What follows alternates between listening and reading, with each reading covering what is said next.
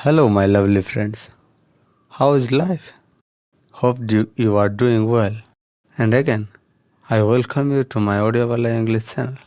So today, we are going to make some amazing sentences using some beautiful phrases. In today's video, you guys are going to learn some new kind of sentences which is very much interesting and you'll find it really impressive. Okay? So without any further ado, let's start. Our first phrase is last straw. Last straw. What is last straw? The latest in a series of unpleasant events that makes you feel that you cannot tolerate a situation anymore. Did you understand? If not, then not to be worried. Okay? Last straw କ'ଣ କହୁଛି?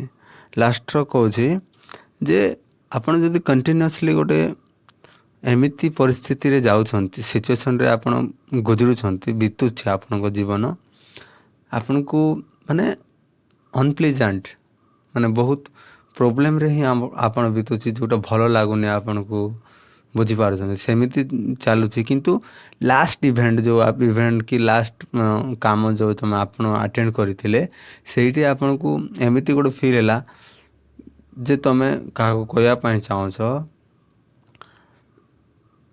ଯେ ଆଉ ମୁଁ ସହିପାରିବିନି।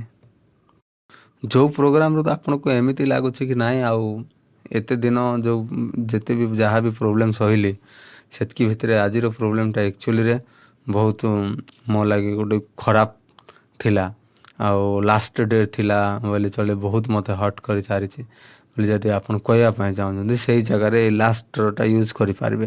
କେମିତି ବ୍ୟବହାର କରିବେ ଆସନ୍ତୁ ଦେଖିବା। ଏକ୍ଜାମ୍ପଲ୍ ହେଉଛି making me work on the weekend was the last straw. Okay, making me work on the weekend was the last straw. ୱିକେଣ୍ଡରେ ଯେଉଁ ମାନେ କାମ କରାଗଲା, ସେଇଟା ମୋ ଲାଗି ଗୋଟେ ଲାଷ୍ଟ ଷ୍ଟ୍ର ଥିଲା। was the last straw. Last straw ମାନେ କ'ଣ? ମାନେ that makes you feel that you cannot tolerate a situation anymore. ଏମିତି ଗୋଟେ ସିଚୁଏସନ୍ ଥିଲା ଯେଉଁ ସିଚୁଏସନ୍କୁ ଆହୁରି ଝେଲା ଯାଇପାରିବ ନାହିଁ, ମାନେ ଆହୁରି ଇଏ କରାଯାଇପାରିବ ନାହିଁ, ଟଲରେଟ୍ କରାଯାଇପାରିବ ନାହିଁ, ସେଇଭଳିଆ situation. Okay, so let's move to the next phrases, that's laughing stock.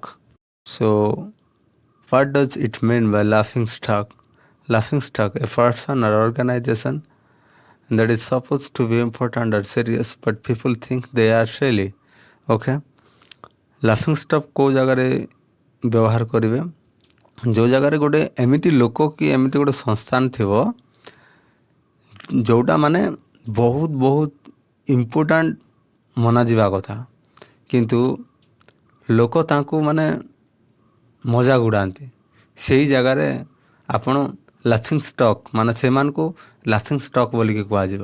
ଯେମିତି Rahul ଗାନ୍ଧୀ's politics has become a laughing stock of India. Okay, Rahul Gandhi's politics has become a laughing stock of the India. ଏଇଠି ଆପଣ ଦେଖିପାରୁଥିବେ Rahul ଗାନ୍ଧୀ's politics ଗୋଟେ ଲାଫିଂ stock, ମାନେ ଲୋକ ଦେଖିଲେ ହସୁଛନ୍ତି, ବୁଝିପାରୁଛ, ସେଇ ଜାଗାରେ ଆପଣ ଲାଫିଂ ଷ୍ଟକ୍ ଭାବରେ ୟୁଜ୍ କରିପାରିବେ। ଯେମିତି ଆପଣଙ୍କର ଫ୍ରେଣ୍ଡ ହଉ, ଯାହାକୁ ଯେଉଁମାନଙ୍କୁ ଲୋକ ମଜାକ ଉଡ଼ାନ୍ତି, ଯେଉଁମାନେ ବହୁତ ଇମ୍ପୋର୍ଟାଣ୍ଟ ହେବା କଥା, ଯଦି ଗୋଟେ ବହୁତ ପାଠ ପଢ଼ି ସାରିଲା ପରେ ମଧ୍ୟ ମୁଁ ଗୋଟେ ବେବୁକୁଫ ଭଳିଆ ଥିବେ, ସେମାନଙ୍କୁ ଦେଖିକି ଯିଏ ମଜାକ ଉଡ଼ାନ୍ତି, ସେମାନଙ୍କୁ ଗୋଟେ ଲାଫିଂ ଷ୍ଟକ୍ ବୋଲିକି ୟୁଜ୍ କରାଯାଏ। ଯେଉଁ ମାନେ ଷ୍ଟକ୍